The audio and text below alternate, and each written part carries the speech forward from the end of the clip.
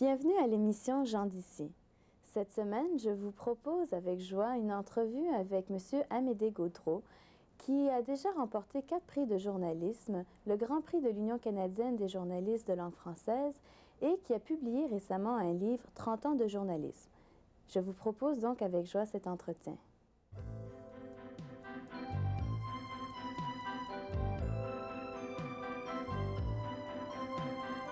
En 1942, vous faisiez vos débuts en journalisme à Saint-Hyacinthe. Pourrez-vous nous décrire un peu, plus ou moins, vos débuts?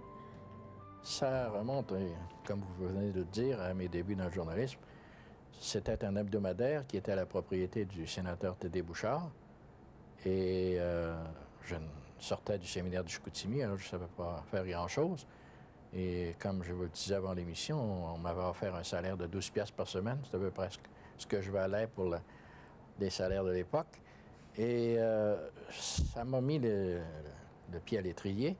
Ça m'a permis d'apprendre le métier de journaliste dans tous ces secteurs. Je rédigeais à 20 ans solennellement des éditoriaux. Je faisais la chronique judiciaire. Je m'occupais des décès, de toutes les nouvelles.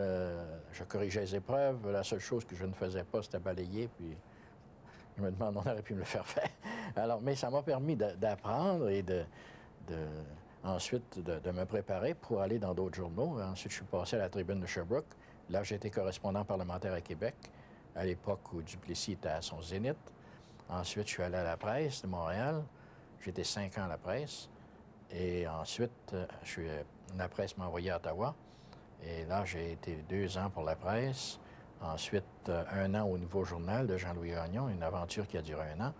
Et après ça, j'ai été 13 ans au Soleil de Québec, encore à Ottawa. Alors, j'ai connu l'époque de Duplessis, de Saint-Laurent, de Trudeau et de tous les autres. Et à Montréal, Camillien Wood et tous ces gens-là aussi. Revenons tout d'abord donc à Saint-Hyacinthe en 1942. Qu'est-ce qui vous a poussé à entrer dans le domaine du journalisme, des communications médiatiques? C'est une des rares issues qui s'offrait à ceux qui terminaient leurs études et ne pouvaient accéder à l'université. Et c'est un domaine intéressant. J'aimais l'information. Et j'étais au fond du Lac-Saint-Jean. Je suis né à Saint-Prime, au Lac-Saint-Jean. Alors, il a fallu d'abord que je me fasse des relations. Alors, j'étais entré en correspondance avec des auteurs et des politiciens. Par exemple, Alexandre Taschereau, qui était un ancien premier ministre, je lui avais demandé de m'envoyer des livres. Il m'avait envoyé des gens. C'est là que j'ai vu la vanité des gens, parce que Taschereau m'avait envoyé 2 livres qui étaient des originaux. Il n'y en avait pas d'autres copies. Puis un petit garçon du Lac-Saint-Jean, c'était prendre une chance quand même, mais il m'avait envoyé ça. Et j'ai correspondu avec Camillien Wood, avec Tédé Bouchard et tout ça. Et à un moment donné, je savais que Tédé Bouchard avait un journal. Alors je lui ai demandé s'il avait besoin de quelqu'un. J'ai reçu une lettre en me disant « On voudrait vous avoir comme rédacteur à 12 piastres par semaine. » Et puis c'est comme ça que j'ai commencé. Et je vais vous raconter aussi tantôt comment j'avais eu une augmentation de salaire dans des conditions assez curieuses avec Tédé Bouchard. C'était quelques années plus tard. Je devais gagner à peu près 25 $ par semaine. Et j'étais allé le voir chez lui, à sa résidence, et on avait discuté tout un après-midi de Napoléon et d'autres choses. C'était un admirateur de Napoléon. À un moment donné, sa sœur, qui vivait avec lui, il était veuf, vient le chercher, elle dit « Viens souper ». Alors il dit « Pourquoi t'es venu me voir? » J'ai dit « Vous savez bien, M. Bouchard, que je veux parler de mon salaire. » Et on dit ça du bon sens. Il dit, tu mérites une augmentation. Il dit, je vais te donner 50 $. J'ai dit, merci, M. Bouchard. Il dit, 1 piastre de plus par semaine. Alors, je venais de perdre la guerre. Vous avez fait certaines études, j'imagine. Bon, vous n'avez peut-être pas fait l'université, comme vous le mentionnez, mais quel genre d'études ou d'expériences personnelles avez-vous? J'ai fait mon journalisme sur le tas, comme on dit. Et c'était une époque où c'était beaucoup plus difficile qu'aujourd'hui. Par exemple, aujourd'hui, on nous enregistre. Mais à l'époque, quand j'étais, par exemple, à la Galerie de la Presse à Québec, il n'y avait pas d'ensort. Et les journalistes, on se relayait de 15 minutes en 15 minutes en chambre. Ensuite, on revenait à nos bureaux et on tapait à la machine ce qui venait de se passer en mettant 5 ou 6 carbones pour les confrères. Et tout ça, bout à bout, ça faisait le hansard. On prenait des notes par écrit. Les discours, tandis qu'aujourd'hui, vous êtes beaucoup mieux équipés, vous-même et les autres journalistes aujourd'hui, parce que à cette époque-là, les gens pouvaient dire qu'ils étaient mal cités. Aujourd'hui, le mieux ou le pire qu'on puisse dire, c'est qu'on est cité hors contexte. Hein, vous avez de l'équipement électronique aujourd'hui. Le journalisme d'aujourd'hui est meilleur que le journalisme d'autrefois à cause de l'équipement et de la formation aussi des journalistes. Mais la vérité est la même quand même. Vous parlez d'une meilleure qualité au point de vue donc médiatique et technique du journalisme. Je pense que dans votre livre aussi, 30 ans de journalisme, qui est donc paru l'année dernière, vous dites aussi qu'il y a une meilleure qualité du contenu. Mais par contre, par rapport au scoop, par exemple, vous notez quelque chose d'intéressant là-dessus. Ça a changé beaucoup. Et le journalisme lui-même a été considérablement modifié par la télévision. Autrefois, les journaux paraissaient l'après-midi, en majorité. Aujourd'hui, c'est le matin, à cause de la télévision, qui a tout transformé ça. Et le scoop, autrefois, la nouvelle en primeur, ça durait une journée. On publiait ça, par exemple, quand j'étais à la presse. On avait une primeur, une bonne nouvelle que les autres n'avaient pas.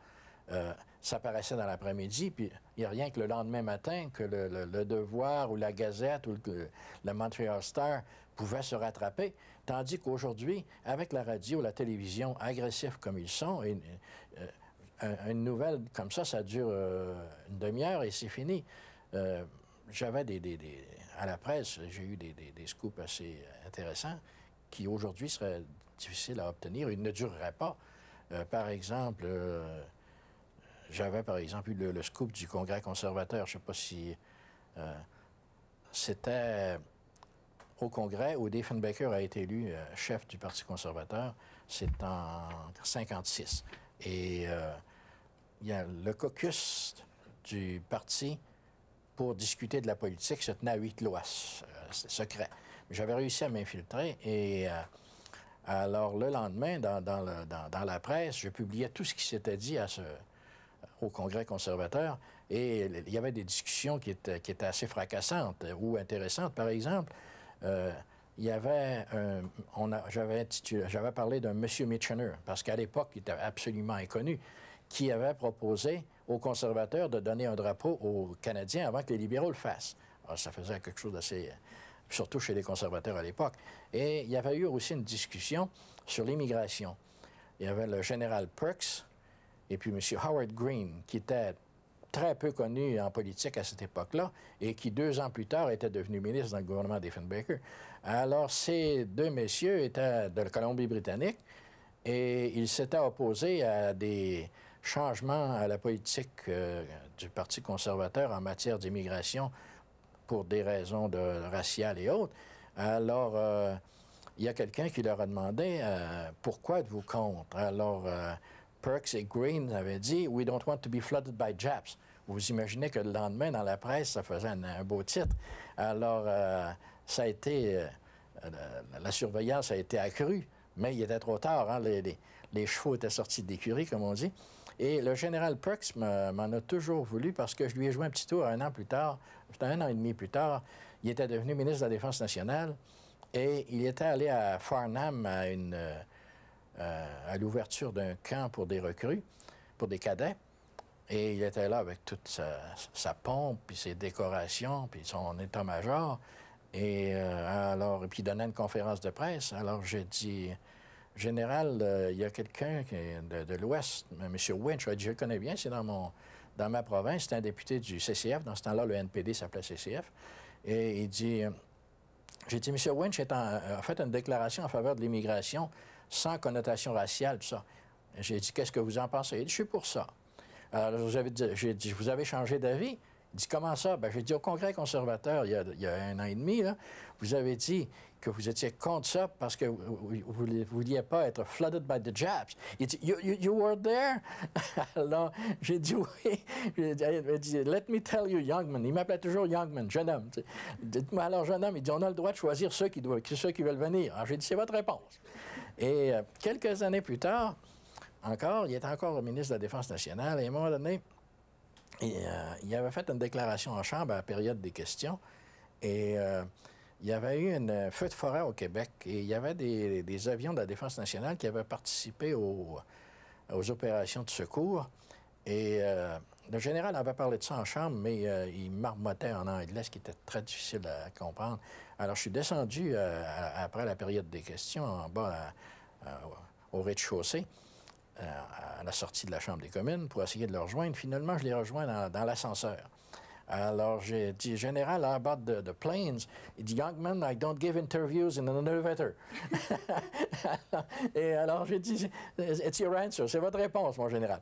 Alors, je suis retourné à mon bureau, mais en arrivant à mon bureau, j'avais un téléphone de Bill Domsday, qui était son agent d'information et qui était un de mes vieux amis, qui avait été à North Bay, au North Bay Nugget. C'est lui qui avait eu le scoop de la naissance des jumelles Dionne.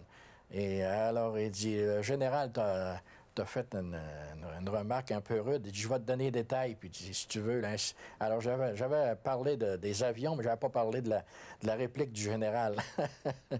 Nous allons faire une courte pause, si vous le voulez bien, avant de continuer avec vos anecdotes et puis vos 30 ans de journalisme.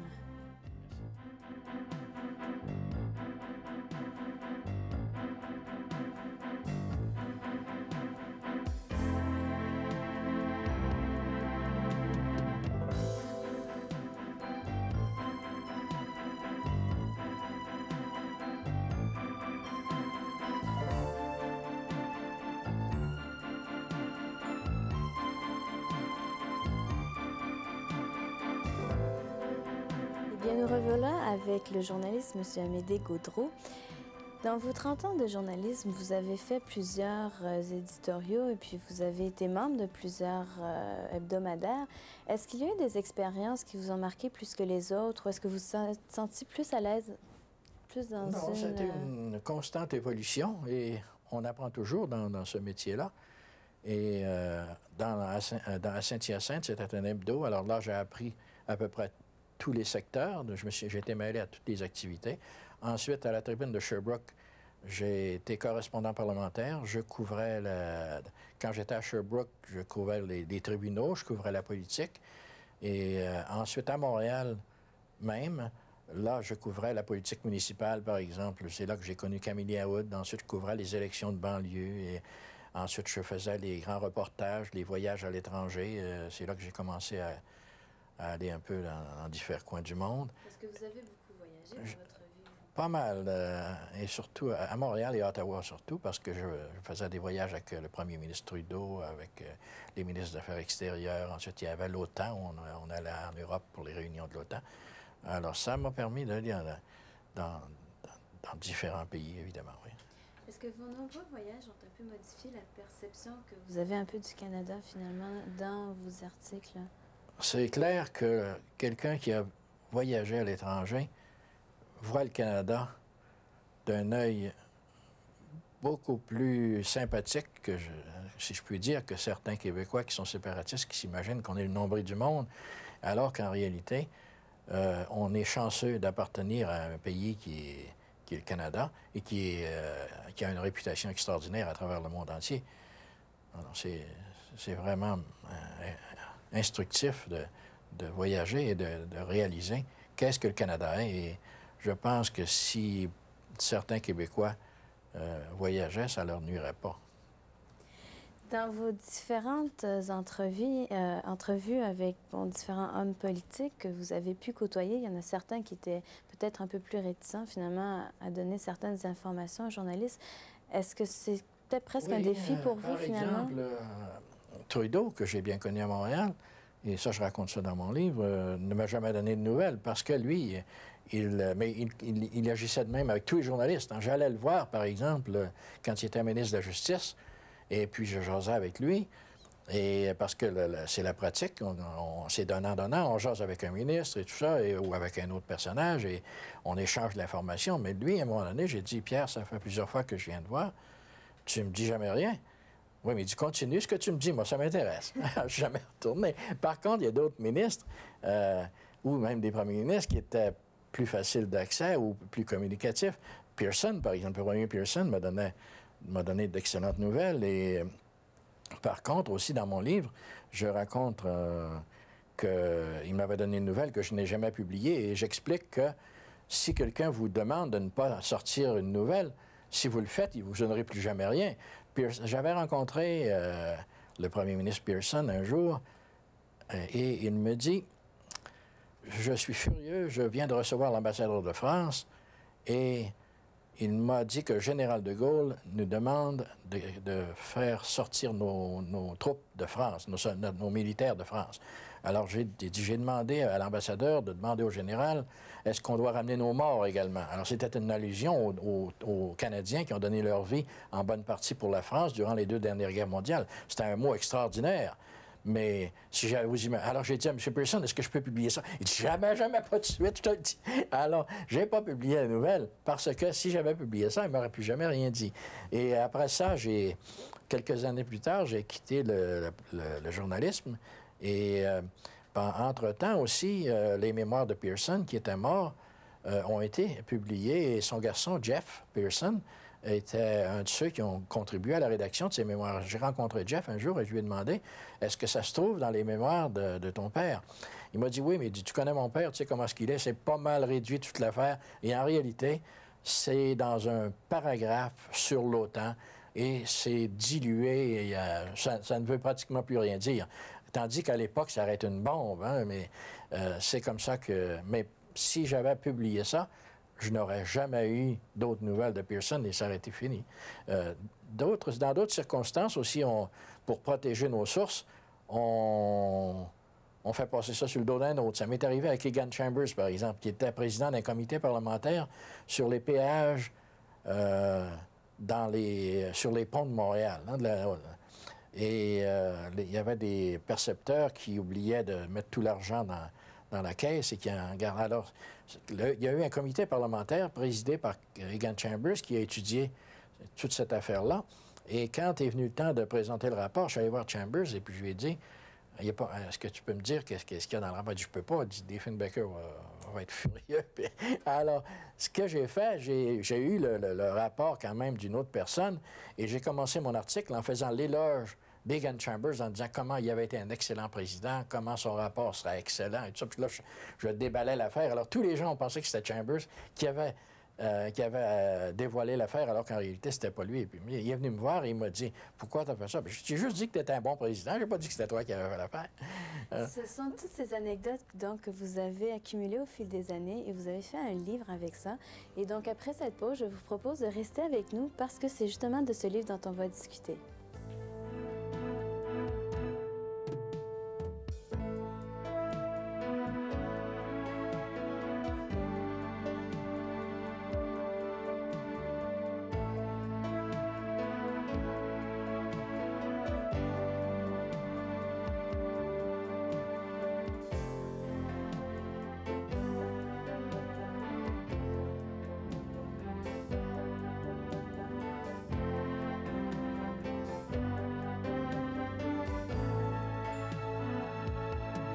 C'est l'an dernier, en 1991, qu'Amédée Gaudreau écrit 30 ans de journalisme. Monsieur Gaudreau, pourquoi avoir écrit ce livre? C'est pour, évidemment, me soulager, parce que j'ai écrit toute ma vie, alors c'est de continuer d'écrire, et en même temps pour offrir aux jeunes et aux gens de ma génération également un portrait de cette période, parce que mon livre s'intitule « Portraits, souvenirs et anecdotes », et ça ramène sur la scène beaucoup d'activités auxquelles j'ai été mêlé pendant cette période. Parce que vous avez accumulé aussi tous les dossiers finalement que vous aviez construits, que vous aviez fait, sur lesquels vous aviez travaillé.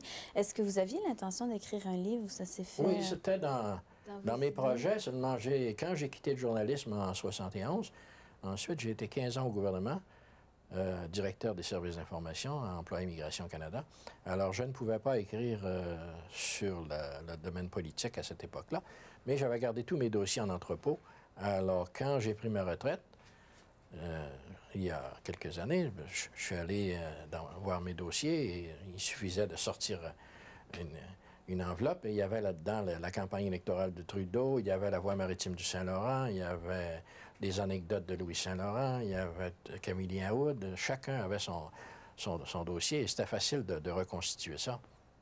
Parce qu'au milieu, pas au milieu, mais au début de votre livre, Vous avez cité Guillaume Apollinaire dans Alcool. J'ai hiverné dans mon passé. C'est un grand poète et justement, ça illustre un peu ça parce que j'ai décanté ça pendant de nombreuses années, mais c'était là quand même. Et ça, quand j'ai rédigé mon livre, bien, ce sont tous ces souvenirs qui sont revenus à la surface avec mes documents, mes dossiers, parce que la mémoire ne permet pas toujours de donner les dates et les choses comme ça, mais avec les dossiers, ça vous permet de rédiger avec plus d'autorité. Et si quelqu'un veut discuter ou vous contredire, vous avez tout ce qu'il faut pour mettre les points sur les i ou même le point final dans une discussion.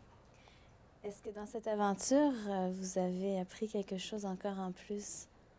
Ben, j'ai appris comment on fait un livre, comment ça se prépare. Et c'est un autre domaine, et c'est un autre monde. Et c'est très réconfortant quand ça aboutit, mais c'est très laborieux également. C'est tout un monde différent aussi. Ça vous a pris combien de temps pour écrire ce livre? Écrire le livre avec tous mes dossiers, 6 mois.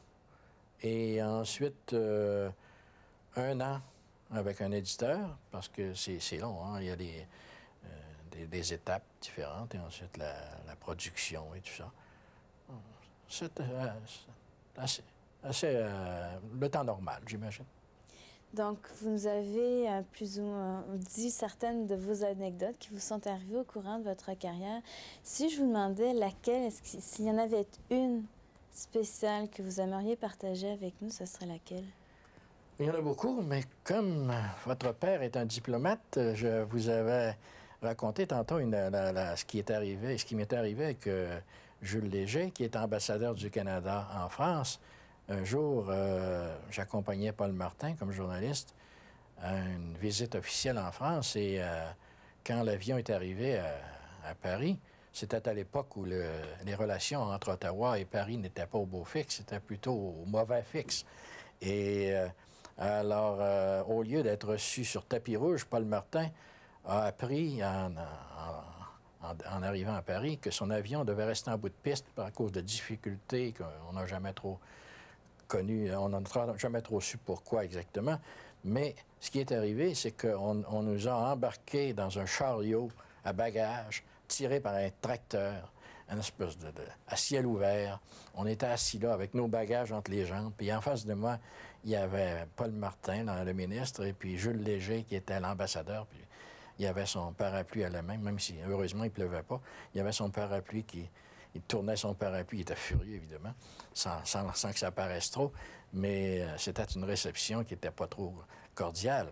Alors, j'ai demandé, puis vous savez qu'un ambassadeur, on l'appelle Excellence. Alors, j'ai dit à M. Léger, qui est en face de moi, « Tout va bien, Excellence. » Il dit « Excellence vous-même. » C'est un mot historique. Eh bien, Votre Excellence, je vous remercie pour votre entrevue. Et puis, à vous, je vous remercie d'être resté avec nous. À la prochaine.